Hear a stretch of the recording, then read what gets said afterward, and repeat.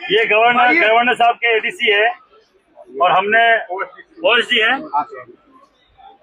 आप एडीसी है और हमने डिमांड करी थी भाई या तो गवर्नर साहब आए, उनका एक प्रोटोकॉल होता है, गवर्नर साहब नहीं आते, हमेशा आते हैं कलेक्टर साहब। अगर गवर्नर साहब के ओएसडी खुद आए हैं ये बड़ी बात है समाज के लिए। हम केवल पूरे स्वर्ण समाज की तरफ से सरकार एक ही निवेदन करना चाह रहे हैं, हमारे बच्चों का जो भविष्य खराब किया जा रहा है हम कतई स्वीकार नहीं करें, चाहे हमें सरकार का तख्ता बदलना पड़े। आज हमने कसम ली, हम आपके माध्यम से राष्ट्रपति तक बात पहुंचा है, सारे प्रधानमंत्री को भी नहीं, राष्ट्रपति हमारे यहाँ का सर्वसर्वा होता है देश में।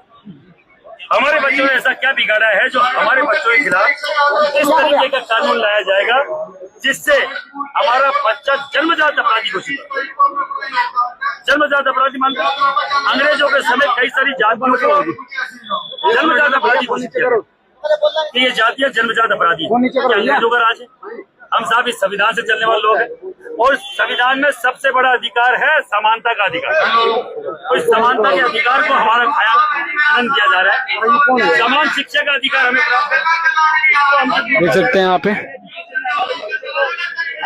पुलिस प्रशासन जो है कि और फिर भी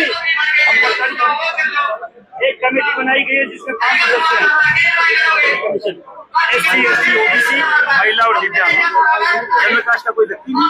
क्या हमारे बच्चों के साथ हरेसमेंट नहीं होता है, रैगिंग जैसे कुछ नहीं होती, या हमारे बच्चों को जाति सूचक शब्द नहीं बोलेगा, वो कहाँ जाके अपनी शिकायत करेगा? वहाँ उसको सुनने वाला ही कोई नहीं है कि उसके साथ मारपीट होती है, चाहे उसके साथ रैगिंग होती है, उसको सुनने वाला ही नहीं है। सबसे बड़ी बात डेफिनेशन ये है कि अगर वो SC, ST, OBC का कोई भी व्यक्ति गलत शिकायत भी करता है तो उसके खिलाफ कोई कार्रवाई नहीं होगी, हमारे बच्चों के खिलाफ कार्रवाई होगी। और 7 दिन में मैंडेटरी है कि उसके खिलाफ SC, ST का मुकदमा दर्ज होगा, जेल जाएगा और बाकायदा रेस्ट्रिक्शन होगा, किसी कॉलेज में एडमिशन नहीं होगा। और अगर किसी कॉलेज ने 7 दिन में कार्रवाई नहीं करी तो उस कॉलेज का उसका रजिस्ट्रेशन निलंबित हो जाएगा। इतने बड़े कानून, हमने ऐसा कौन सा गुनाह कर दिया हमारे बच्चों ने? 80 साल तक हमने तो किसी जाति बिरादरी के बच्चों को जाति कूद की मित्रता नहीं करी साहब, किसी ने नहीं करी। आज तक विद्या के मंदिर में इस तरीके का साहब कतई सही नहीं है, हम लोग इसको लागू नहीं होने देंगे। कहीं पे भी किसी भी स्तर पर जाना पड़े, आप राज्यपाल महोदय को हमारा एक ज्ञापन दीजिए कि राष्ट्रपति तक हमें पहुंचाए और हमारे साथ न्याय करें, हम पूरे देश में जाएंगे।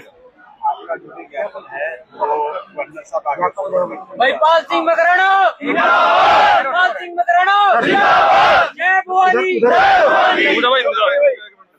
जय बाला प्रताप। इधर सामने आ जाओ भाई।